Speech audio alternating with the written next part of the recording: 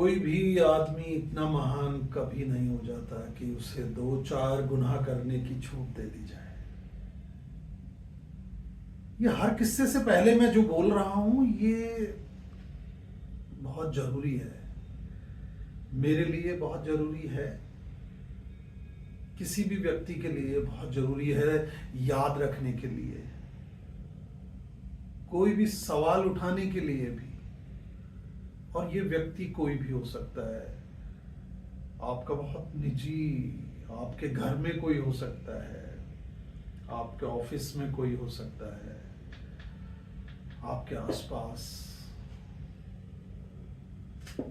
तो ऐसी महानता को पनपने से रोकने के लिए बहुत जरूरी था इन शहरी शरीफों के बारे में लगातार बातचीत करना। तो आप सुन रहे हैं ना, जिसमें हम देख रहे हैं कि कैसे आपको अलग थलग करने के लिए, आपके उठाए सवालों की सजा देने के लिए कैसे कैसी बातें, कैसी कैसी चालें चली जाती हैं। और उस वक्त ये लोग भूल जाते हैं कि संघर्ष करते रहने की, खुद को शिक्षित करते रहने की, सवाल उठाते रहने की, ये शिक्षा तो आप बैठ के सरेआम चौराहों पे, तिराहों में हर जगह देते रहे हैं। लेकिन आपका अपना ही, अपने में से कोई आप पे जब सवाल उठाता है तो आप जानलेवा साबित होते हैं। आगे बढ़ते हैं इस किस्से में। तो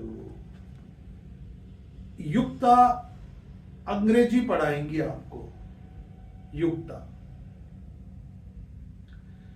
पिछले 10 साल में लगभग 20 कैडर छोड़कर जा चुके थे। ये वे लोग थे जो 7-8 सालों से संस्था में काम कर रहे थे। समय के साथ जैसे चीजें बढ़ती हैं वैसे ही महंगाई भी बिना कुछ किए धरे भी बढ़ती है। उल्टे बिना कुछ किए धरे तो सालती भी है, चुभती है। लोग काम करते हैं ताकि पैसा कमा सकें, एक ही जगह टिककर काम करते हैं ताकि उसी जगह को तो पोषित विकसित करें ही, बल्कि उसी स्थान पर न सिर्फ अपनी विशेषज्ञता बढ़ाएं बल्कि बड़े पदों और जिम्मेदारियों के लिए प्रमोट किए जाएं। तो प्रमोट कोई करता है तो प्रमोशन के कुछ मानदंड होते हैं, सीनियोरिटी की कुछ जवाबदेही होती है। तो यहां आज दिन तक कोई जना भी प्रमोट नहीं हो सका। कैडर आते, कैडर रहते और कैडर ही चले जाते। डॉक्टर जैन इस काम को इस योजनाबद्ध ढंग से अंजाम देती कि लोग न शक करते, न सवाल करते। और कार्यकारिणी की बात पर तो उस बच्चे का उद्धरण बराबर याद आता है। आपको याद है जिस बच्चे से जब पूछा गया कि पंचायत क्या करती है तो उसने मासूमियत से कहा था चाय पीती है। पर डॉक्टर जैन ने न कई कैडर नियुक्ति की, न नए प्रोजेक्ट लाने में रुचि दिखाई। बस पिछले 10 वर्षों से कॉर्पस फंड के ब्याज से मिलने वाले पैसों से ही बची खुची कैडर और स्टाफ को वेतन दे दिया जाता, और एक आध कोई छोटा मोटा प्रोजेक्ट रहता आता तो उस पर काम कर लिया जाता। और इस तरह के प्रोजेक्ट से 1 या 2 लोगों के वेतन का पैसा निकल जाता। ये कैसी तरक्की आपके नेतृत्व में आप संस्था की करवा रहे हो महाशय। हाँ, पिछले 6-7 साल में जो लोग लिए गए वे न कोई विषय विशेषज्ञ थे, न ही कोई अन्य लंबा अनुभव रखते थे। बार बार जाहिर होता कि नए लोगों को ओरिएंटेशन की, प्रशिक्षणों की या संस्था में ट्रेंड अनुभवी लोगों को ही लेने की जरूरत है, लेकिन नहीं लिए जाते। बल्कि यह भी होता कि जो पुराना होने लगता उसके सामने कई इस तरह की चुनौतियां रखी जाती, पैदा की जाती कि वो लोग घबराहट में छोड़ जाते। लेकिन कोई जिद्दी भी होता है, कोई अपनी बर्बादी की शर्त पर भी टिके रहता है। सुशांत ने यही किया। संस्था का काम बेहद कम होता जा रहा था। एक वक्त में यह संस्था अपने राज्य की सबसे बड़ी और देश में बेहद चर्चित संस्था के रूप में जानी जाने लगी थी। कितने ही नवाचारों वाले प्रोजेक्ट पर संस्था ने सरकार के साथ और गैर सरकारी अंदाज में भी काम किया था। इस बात का लोग अब भी जिक्र किया करते थे, पर नहीं, डॉक्टर जैन ने इसे अपने वजूद और भविष्य में यहीं सदा सर्वदा उच्चतम पद पर बने रहकर राज करते रहने का ही ध्येय और मकसद बना लिया था। उन्हें चाहिए थे कहने को 2-5 लोग जो ना कभी सवाल करें, न माथा उठाएं और करते रहें उनकी हाँ में हाँ, ना में ना, या फिर गर्दन आगे पीछे हिलाते रहें। यह भी सुनना जरूरी नहीं है कि उन्होंने हाँ कहा है या ना। अब चूंकि परसेंट के हिसाब से या सीनियरिटी के हिसाब से वेतन वृद्धि देना बंद कर दिया था, मात्र 1000 रुपए सालाना ही बढ़ाते जाते और कहा जाता कि हमारे पास पैसे नहीं हैं, प्रोजेक्ट नहीं है। अरे आपने काम कौन से प्रोजेक्ट पर किया है? आपने लोग कौन और कैसे चुने हैं? यदि आपसे प्रोजेक्ट नहीं आ रहे हैं, आप थक गई हैं डॉक्टर जैन, तो आप दूसरे लोगों को मौका क्यों नहीं देती? बाहर के लोग क्यों नहीं लाए जा सकते संस्था में? आप अपनी संस्था में ही जो सीनियर हैं उन्हें प्रमोट कर जिम्मेदारियां क्यों नहीं देती? डॉक्टर जैन, यह लोगों का हक भी है और संस्था के विकास के लिए बेहद जरूरी भी है कि आप अब 80-82 के नजदीक पहुंचकर सत्ता का लोभ लालच छोड़ दें।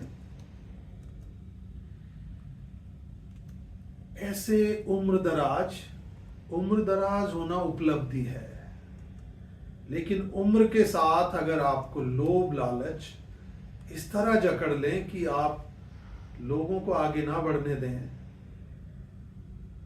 उस वक्त आपकी उम्र पर भी उंगलियां उठती हैं। यहां इस उम्र का जिक्र इसीलिए है और तमाम संस्थाओं में, तमाम जगहों पर यह सवाल लागू होगा कि आप क्यों नहीं लोगों को काम करने देते? अगर आप थक गए हैं तो क्यों नहीं और लोगों को मौका दिया जाना चाहिए? और सुनो डॉक्टर जैन, आपकी इस फितरत को आपकी संस्था का स्टाफ, कार्यकारिणी, शहर, राज्य और देश की दूसरी संस्थाओं के लोग भी जान चुके हैं। वे आपके पीछे आपके सत्ता लोभ की आलोचना करते हैं, आपको कोसते हैं, और जब आप ज्ञान, शिक्षा, दर्शन, धर्म, न्याय पर कुछ भी बोलती है ना, तो आपके चेहरे पर आपका दोगलापन भी अब नजर आने लगा है। आपकी वजह से गांधी, सुकरात, अरस्तु सब झूठ के, बातें बनाने के और सिर्फ दोहराए जाने के शब्द बनकर रह गए हैं। आप कम से कम इन लोगों की इमेज और मूल्यों के लिए ही निष्पक्ष, ईमानदार हो जाएं। बहुत से लोग जिन्होंने आपको कभी कभार सुना है, वे आपको बहुत आदर से, खुशी से याद करते हैं। आप उन्हीं की खातिर अपने आदर्श मूल्यों और उच्चतम व्यवहारों पर कायम रहें। और मैं तो आपसे लड़ भी इसीलिए रहा हूं कि मैं आपको गिरते हुए, कमजोर होते हुए देख रहा हूं। इसे भी मैं अपने साथ धोखा समझता हूं, क्योंकि मैंने आपकी कही गई बातों को सच समझा है। आपके द्वारा दिए गए महान लोगों के उद्धरणों को कई कई जगह सैकड़ों लोगों के सामने पूरे भरोसे और शिद्दत के साथ कहा है, दोहराया है। जब ऐसे हजारों लोगों को पता लगेगा कि आपका बोलना और व्यवहार कुछ और था, तो हजारों लोग मूल्यों और आदर्शों पर से अपना भरोसा खो बैठेंगे। मैं आपको यह करने नहीं दूंगा। अपनी बर्बादी के आखिरी बिंदु तक मैं आपसे लड़ूंगा, आप पर सवाल उठाऊंगा। आज जब संस्था में काम नहीं है, लोगों के वेतन वृद्धि के लिए पर्याप्त बजट नहीं है, पैसे में भी आप यह कर रही हैं। एक 45-50 की उम्र की महिला के साथ आपने अपने ही कक्ष में देर तक बातें की। लंच से कोई आधा घंटे पहले आपने स्टाफ के साथ उसका नाम बताकर परिचय दिया। छोटे छोटे बॉब कट वाली यह महिला हम सबसे मुस्कुराकर मिली और चली गई। अगले दिन आपने मीटिंग की टेबल पर, एक लंबी मीटिंग के अंतिम हिस्से में, हम लोगों को फिर से उस महिला के बारे में बताना शुरू किया। वो कोई 20 साल तक थाईलैंड में रहकर अभी हाल ही में भारत आई है। उसे इस राज्य में शिक्षा का या लोगों की जिंदगी का कोई अनुभव नहीं है। ये आप ही ने कहा था डॉक्टर जैन।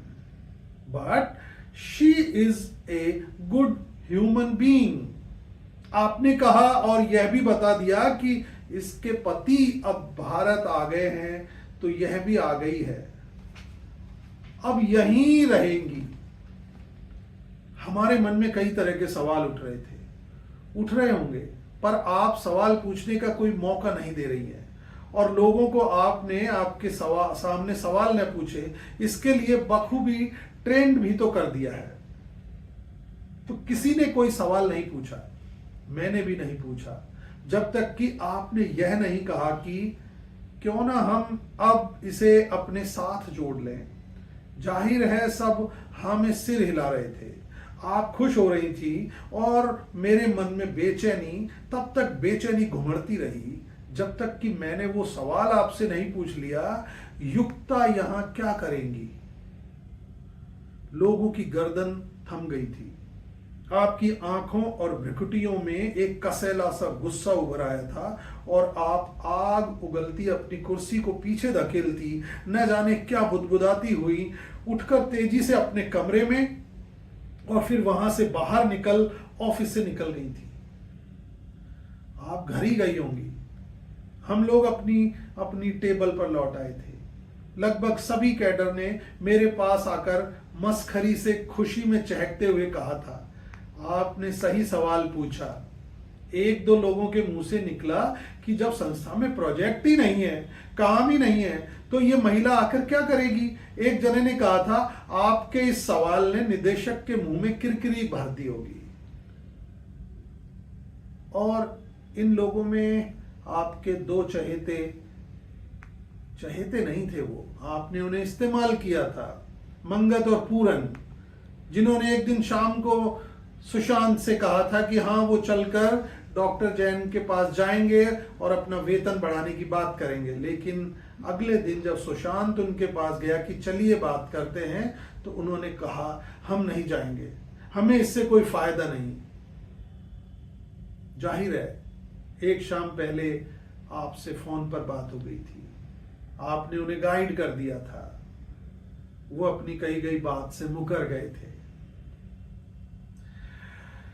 मुझे ठीक लग रहा था कि जो मन में था और जायज था, मैंने वो सवाल पूछा, मैंने सवाल को जन्म लेने दिया। अब यह अलग है कि उसकी हत्या करने की कोशिश की जाएगी, पर बताइए आप कि सवाल भी कर सकते हैं क्या। और अगले दिन 10 बजे मीटिंग शुरू नहीं हुई।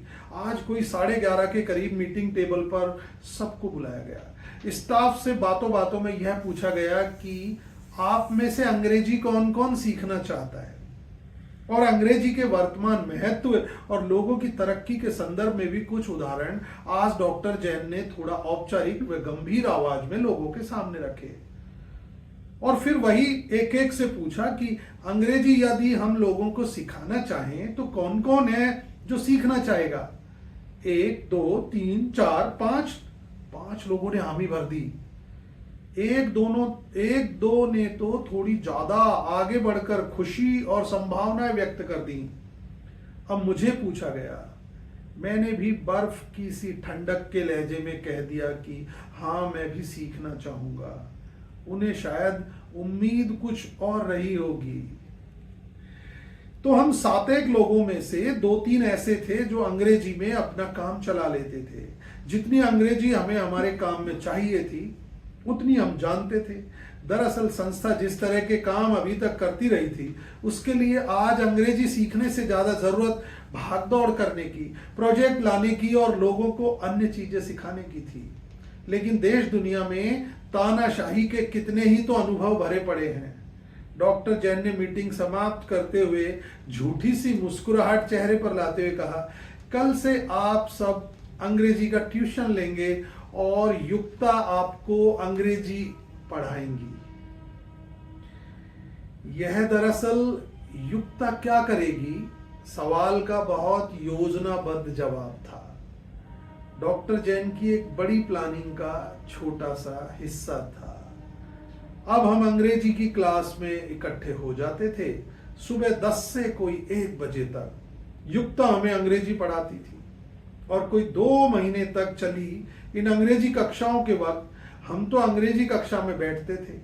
कोई 12-13 सालों में यह पहला इतना लंबा अवसर था कि डॉक्टर जैन अपने ही कक्ष में निदेशक की कुर्सी पर बैठी रहती।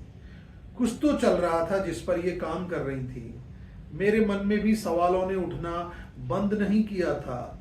वे लगातार बने हुए थे, लगातार। अंग्रेजी की क्लास शुरू हो गई थी।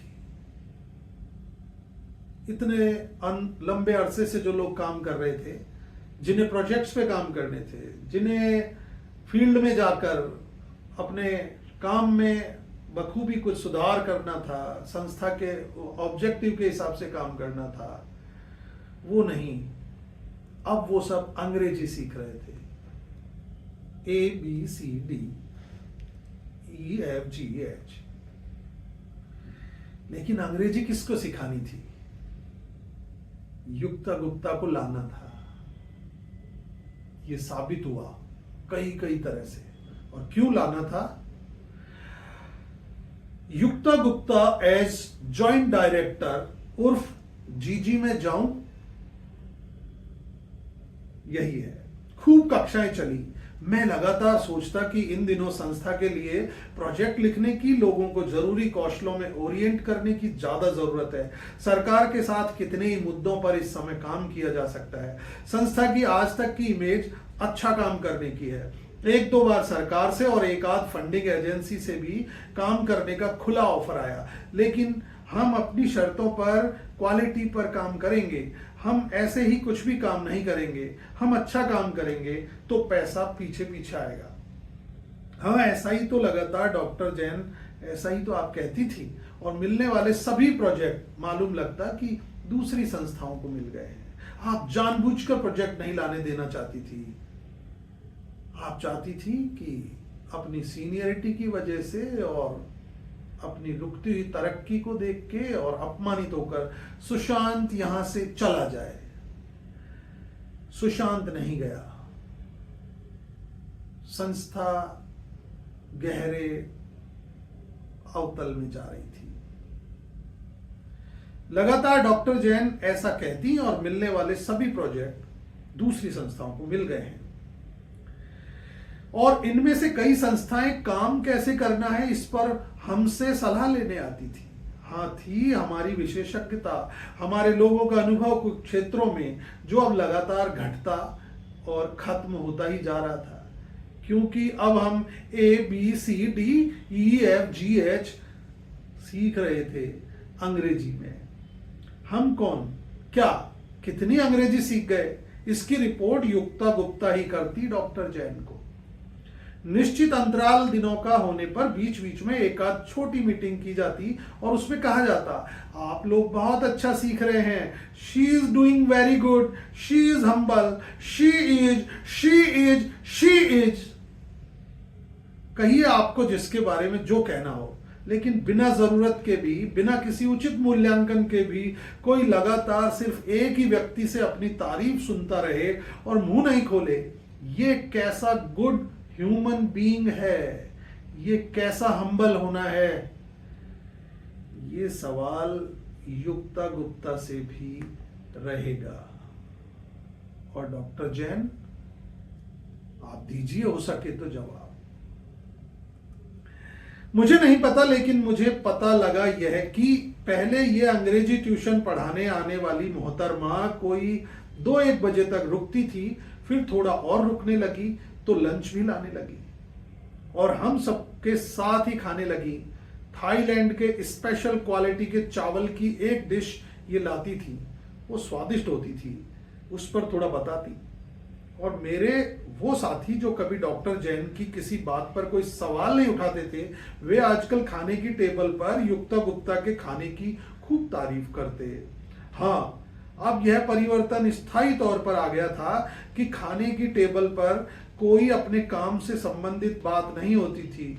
शैक्षिक एजुकेशनल डिस्कशन तो कब के हवा हो चुके थे।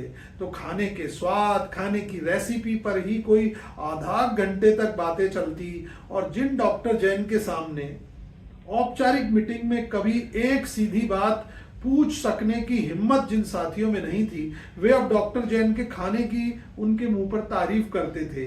डॉक्टर जैन बेहद शालीनता से सुन भर लेती, कुछ न कहती। हौसला बढ़ा तो एक दिन एक साथी ने खाने की टेबल पर उनसे उनकी लाई हुई किसी दाल भाजी या लौंजी की रेसिपी ही पूछ डाली। और यही क्रम कई बार यदा कदा चलता रहा। मैंने खाने की टेबल पर ऑफिस की किसी चर्चा में खाने पीने की रेसिपीज को न आगे बढ़ाया न प्रोत्साहित किया। तो अब युक्ता गुप्ता 3-4 बजे तक भी बैठने लगी और वे खुद बताती भी थी कि उन्हें इस राज्य सहित भारत में कहीं कोई शिक्षा के काम का अनुभव नहीं है। वे हम लोगों के अनुभव की तारीफ दोहराती और जब हम किसी बारे में कभी कभार कोई डिस्कशन कर रहे होते तो संज्ञा शून्य सी बैठी रहती। पर हाँ, हमारी रिपोर्ट पर फील्ड में काम करके आए काम पर जब हम शेयरिंग कर रहे होते तो डॉक्टर जैन कहती, तुम इनके पूरे काम को विश्लेषण करते हुए पूरी बात को समेटो युक्ता। वो कभी काम को समेट देती, कभी खुद को। मैं हर बार नोट करता कि वे कुछ भी बोले कहें, उन्हें डॉक्टर जैन वाहवाही से नवाजती। चलता रहता यही सब। वो एक शेर आपको याद है, सरपरस्ती वक्त के हाकिम की है जिनको नसीब, अपनी खामी को भी एक खूबी गिना सकते हैं वो। शायर बहुत गहरी बात 2 ही लाइन में कह देते हैं, पर बात गहरी है तो कहीं भी लगेगी, अपना निशान छोड़ेगी। कभी कभी ऐसा होता कि डॉक्टर जैन मीटिंग को 2 बजे के बाद तक करती या थोड़ा और रुकती तो चलती मीटिंग में ही युक्ता गुप्ता, चूंकि उनकी कुर्सी के ठीक पास में ही बैठने लगी थी, तो धीरे से कुछ कहती जिसे डॉक्टर जैन सुनती कम होंगी लेकिन समझ ज्यादा जाती होंगी। तो वे एक इशारा करती और युक्ता गुप्ता उठ खड़ी हो निकल जाती, शायद घर ही जाती होंगी।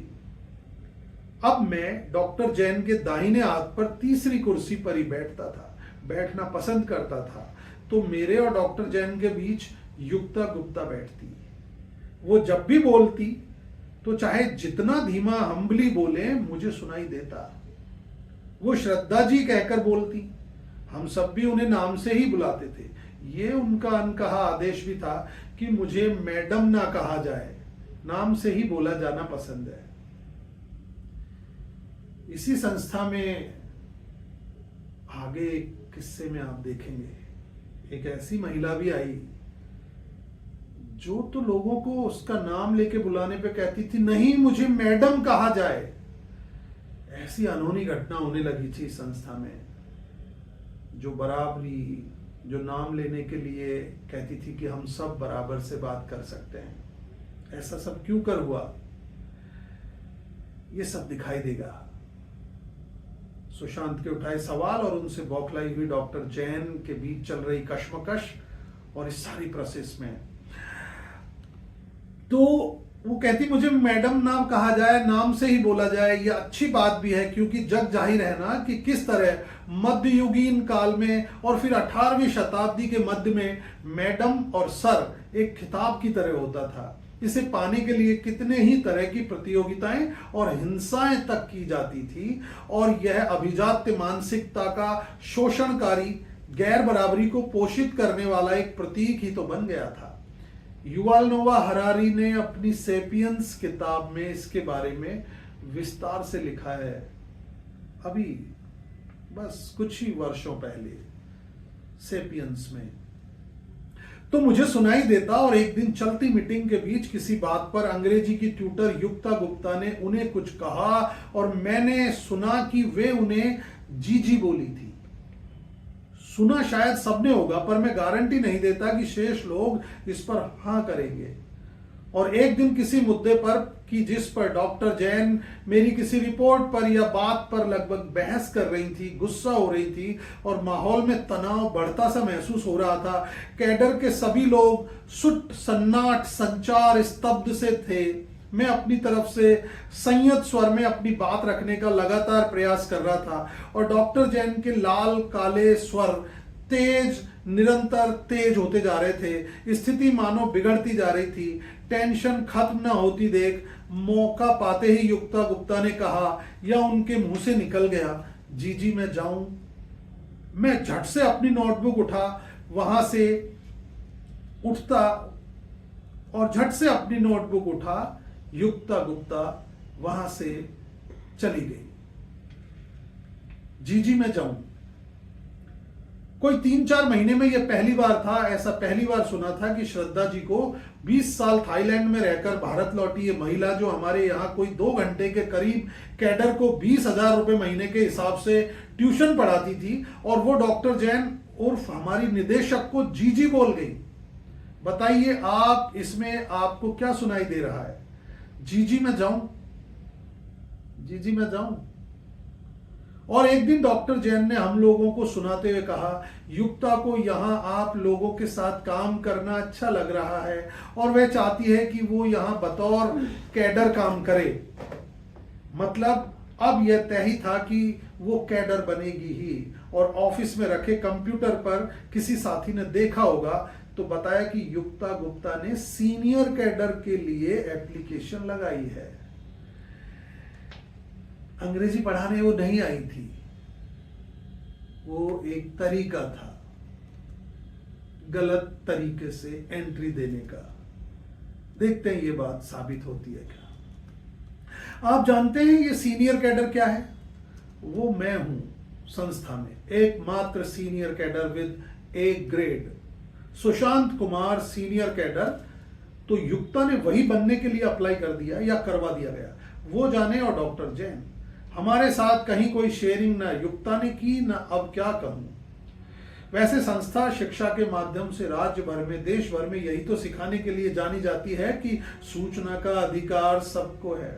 इसके लिए जरूरी है कि प्रक्रियाओं में पारदर्शिता अपनाई जाए, ट्रांसपेरेंसी, और इसे बनाए रखने के लिए शिक्षा ऐसी हो कि वो हमें सवाल उठाना सिखाए। खैर, हर आतताई को शुरू में यही तो लगता है कि वो जो कर रहा है उसके बारे में कोई नहीं जान पाएगा, और यदि जान भी गया तो क्या उखाड़ लेगा। और फिर एक खास तारीख हवा में तैरने लगी कि इस तारीख को युक्ता का इंटरव्यू है, और यह इंटरव्यू हमारे ऑफिस में नहीं, एक दूसरी संस्था के ऑफिस में होगा जो हमारी परिचित है। और यह भी खास बात हवा में तैरी थी कि बकायदा 2-3 लोगों का एक पैनल होगा जिसमें डॉक्टर जैन सहित एग्जीक्यूटिव के कई सदस्य होंगे।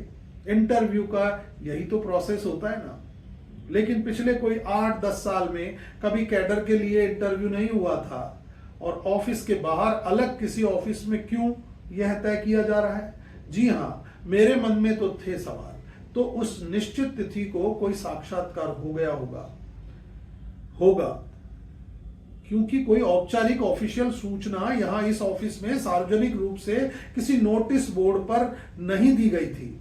और कोई अगले 8-10 दिन बाद 1-2 दिन तक मेरे लगभग सभी जूनियर को यह खबर लगी होगी, जो मुझ तक उन्होंने पहुंचाई। दबे स्वर में वे कह रहे थे कि युक्ता गुप्ता को जॉइंट डायरेक्टर बनाया गया है। तो सीनियर कैडर बनने के लिए वो अप्लाई करेंगी, लेकिन अंदर ही अंदर उन्हें जॉइंट डायरेक्टर बनाया जाएगा। मैं इस घात झटके के लिए तैयार था, फिर भी चौंका था, पर मैंने अपने चौंकने को चेहरे पर या जुबान पर नहीं आने दिया था। मैंने कोई तीखी प्रतिक्रिया जाहिर नहीं की। सही बात यह थी कि मैं चाहता था कि ऐसा हुआ है तो यह औपचारिक रूप से हो जाए पहले।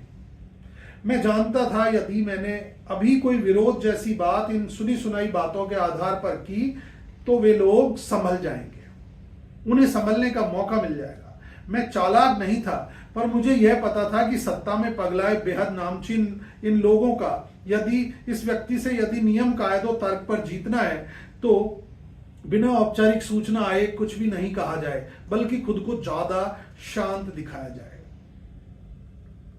मानो मुझे कोई मतलब नहीं कि संस्था में कौन क्या बनाया जा रहा है, पर यह तो गलत होता ना कि आपके सामने कुछ नियम विरुद्ध और बेहद खुफिया तरीके से हुआ है और आप बोले नहीं, सवाल नहीं उठाएं, फिर अपने आप को शिक्षित भी कहें। बताइए ऐसे में लोकतंत्र कैसे बचेगा? हाँ, वही लोकतंत्र जिसे हमने गांधी, नेहरू, भगत सिंह, सुकरात, प्लेटो और न जाने कितने देसी विदेशी विचारकों के शब्दों में डॉक्टर जैन की जुबानी में समझा है, लंबे समय तक सुना है। आप चुप रहना चाहते हैं तो चुप रहिए। अभी मैं हूं यहां, मैं पूछ लूंगा, मैं कह दूंगा कि यह जो नियम विरुद्ध हुआ है उसे बतर्ज हबीब जालिब मैं नहीं मानता। और वो एक दिन सुबह से ही आसमान में बादल जमा हुए थे और इससे पिछली दोपहर को यह तय हो गया था कि युक्ता गुप्ता को जॉइंट डायरेक्टर के पद पर नियुक्ति का अध्यक्ष द्वारा हस्ताक्षरित नियुक्ति पत्र भेज दिया गया था और मैंने 5 बजे तक चलने वाले ऑफिस में कोई 4-1 बजे के करीब लोगों के सामने कहा था, यह तो गलत है, इस बात का मैं विरोध करता हूं, मैं विरोध करूंगा, मैं सवाल पूछूंगा कि ऐसा कैसे हुआ, ऐसा कैसे हो सकता है कि एक व्यक्ति जो अप्लाई कैडर के लिए कर रहा है और उसे हमारे सामने जॉइंट डायरेक्टर के पद पर नियुक्ति दी जा रही है। मेरी यह साफ और तेज गोई वहां तक पहुंच गई थी जहां तक पहुंचना जरूरी था इसका। और जब मैं ऑफिस में यह सब अपने बाकी साथियों की टेबल के इर्द गिर्द खड़ा होकर बोल रहा था, उस समय युक्ता भी ऑफिस में ही एक दूसरे कमरे में बैठी थी और सुन रही थी। बल्कि मैं तो ऐसी भी कल्पनाएं कर लेता हूं और कर रहा था कि डॉक्टर जैन के शब्दों में यह गुड ह्यूमन बीइंग, यह हम्बल, यह वो प्रकार के गुणों से लबरेज और नवाजी गई महिला खुद ही इस बात का विरोध करेगी और कहेगी कि नहीं, मैं ऐसा नहीं होने दूंगी, मैंने कैडर के लिए अप्लाई किया था तो जॉइंट डायरेक्टर कैसे बन सकती हूं। पर मैंने कहा ना, मेरी पागल कल्पनाएं, जिनमें यह भी शामिल है कि दुनिया भर के चिंतक, दार्शनिकों और आदर्शों की हजारों क्लास मुझे देने वाली डॉक्टर जैन कभी सत्ता लोभी नहीं होंगी, कभी गलत नहीं करेंगी, वरना गांधी, अरस्तु, सुकरात कितना दुख पाएंगे। तो आज सुबह 10 बजे और 10:30 बजे के करीब तक जितने लोग आ चुके थे, मैंने एक और बार अपने कल व्यक्त किए गए मंसूबों को दोहराया। आज सूचना थी कि शाम 5 बजे के करीब किसी फ्लाइट से डॉक्टर जैन 3-4 दिन के लिए दिल्ली जा रही हैं। सच कहूं, मुझे लगा वे आज की तारीख में युक्ता गुप्ता को जॉइंट डायरेक्टर का नियुक्ति पत्र देकर खुद दिल्ली भागना चाह रही हैं। उन्हें कुछ तो अंदाजा लग गया होगा। मैंने यही सोचा। 12 बजे तक मैंने 3-4 बार अपने विरोध को ऑफिस की लगभग हर दीवार को सुना दिया था, जता दिया था, क्योंकि दीवारें कहां सवाल उठाती हैं। हाँ, उनके गिरने की आवाज जरूर आती है, खुद दीवार गिरने की या उसके नीचे दबकर मरने वाले लोगों की। लंच पर ऑफिस स्टाफ में से एक सदस्य ने सूचना दी कि डॉक्टर जैन शाम को फ्लाइट से दिल्ली जाएंगी, तो वे 3 बजे के करीब ऑफिस आएंगी और यहीं से एयरपोर्ट जाएंगी। मैं आने वाले 3, 4 व 5 बजे होने वाले घटनाक्रमों के बारे में सोच रहा था। डॉक्टर जैन ने कोई 2:30 बजे के करीब ऑफिस में एंट्री ली। एयरपोर्ट ले जाने वाली कार और उनका ड्राइवर थापा रुके हुए थे। वे आईं।